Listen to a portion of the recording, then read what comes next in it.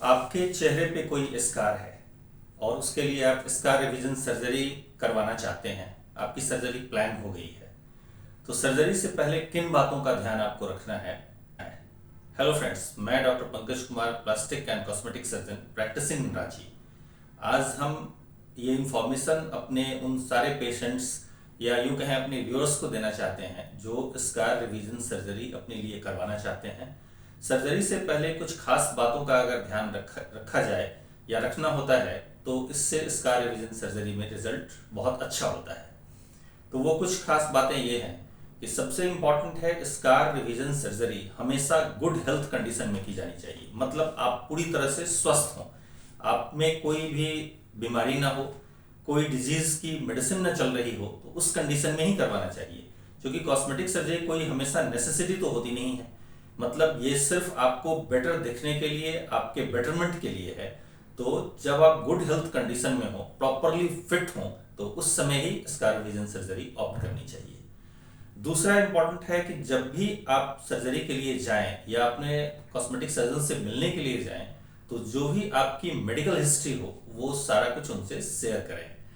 जो भी मेडिसिन आप ले रहे हो, जिसमें बड़ा कॉमन है थायराइड की medicine, blood sugar, blood pressure की मेडिसिन, कई बार एपिलेप्सी की मेडिसिन लोग लेते रहते हैं, या कई बार उस स्कार के लिए भी कुछ मेडिसिन लेते रहते हैं। तो वो सारी इंफॉर्मेशन आपको अपने सर्जन को, अपने कॉस्मेटिक सर्जन को बतानी चाहिए, बता देना होगा। और इम्पॉर्टेंट है थर्ड कि आप प्रॉपर हाइड्रेटेड स्टेट में रहें।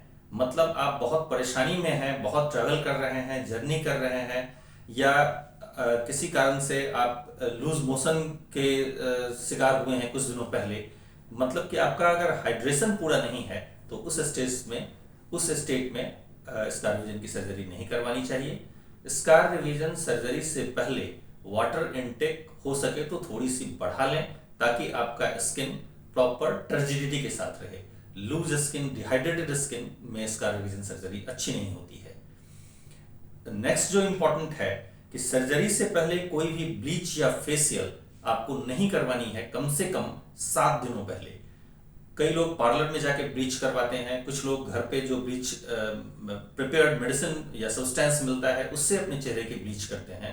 तो उस तरह का कोई भी प्रोसीजर आपको एटलीस्ट 1 सप्ताह से पहले नहीं करवाना है, अदरवाइज फिर रिजल्ट अच्छा नहीं होगा।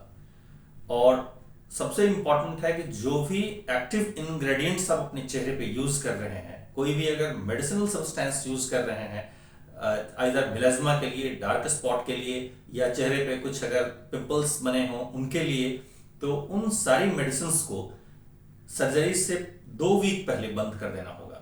बड़ी कॉमन मेडिसिन है, जैसे मेडर्मा लोग यूज करते हैं, hydroquinone, glycolic acid, kojic acid, retinoids. ये कुछ ऐसी मेडिसिन हैं जो कॉमनली चेहरे पे यूज की जाती हैं, लोग करते हैं। लेकिन ऐसी मेडिसिन के यूज के साथ या बंद करके 2-3 दिनों के बाद ही अगर सर्जरी की जाती है तो सर्जरी का रिजल्ट अच्छा नहीं होगा, हीलिंग अच्छी नहीं होगी। आप ये समझ लें कि स्कार रिवीजन सर्जरी सिर्फ एक सर्जरी नहीं है कि जस्ट सर्जरी हुई, टिश्यू हील कर गया, स्टिच निकल गया, सारी चीजें खत्म हो गई। नहीं, ऐसा नहीं है। इसमें जो फाइन रिजल्ट है वो मायने रखता है। तो इसमें जो बेस्ट हम लोग अचीव कर सकते हैं वो हमें चाहिए। तो बेस्ट जो हमारे तरफ से, मतलब पेशेंट के पार्ट से जो बेस्ट किया जा सकता है वो सब करना चाहिए। तो ये कुछ ऐसी चीजें हैं जिनका स्कार रिवीजन सर्जरी से पहले आपको ध्यान रखना है, और अगर इन सभी चीजों को आप फॉलो करेंगे तो आपके स्कार रिवीजन का रिजल्ट अच्छा होगा। एक और इंपॉर्टेंट है कि स्कार रिवीजन सर्जरी करने से पहले 1 वीक पहले प्रॉपर तरीके से नाइट के समय में मॉइस्चराइजर, रात में आप मॉइस्चराइजर फेस वॉश करके चेहरे को अच्छे से मॉइस्चराइज कर लें, और डे टाइम में सन प्रोटेक्शन के लिए सनस्क्रीन का यूज करना होगा। सनस्क्रीन तो स्कार रिवीजन सर्जरी के बाद भी 1 महीने तक प्रॉपर स्ट्रिक्टली फॉलो करना होता है उसका एप्लीकेशन। तो डे टाइम में सनस्क्रीन का यूज और नाइट में मॉइस्चराइजर का यूज स्कार रिवीजन सर्जरी से पहले करना ही है। इससे आपका रिजल्ट बहुत बेहतर होगा। तो ये कुछ इंफॉर्मेशंस थे जो स्कार रिवीजन सर्जरी के पेशेंट्स को जो सर्जरी प्लान कर रहे हैं या जिनकी सर्जरी प्लान हो चुकी है उनको फॉलो करना है। तो मिलते हैं किसी और इंफॉर्मेशन के साथ किसी अगले वीडियो में। तब तक के लिए नमस्कार।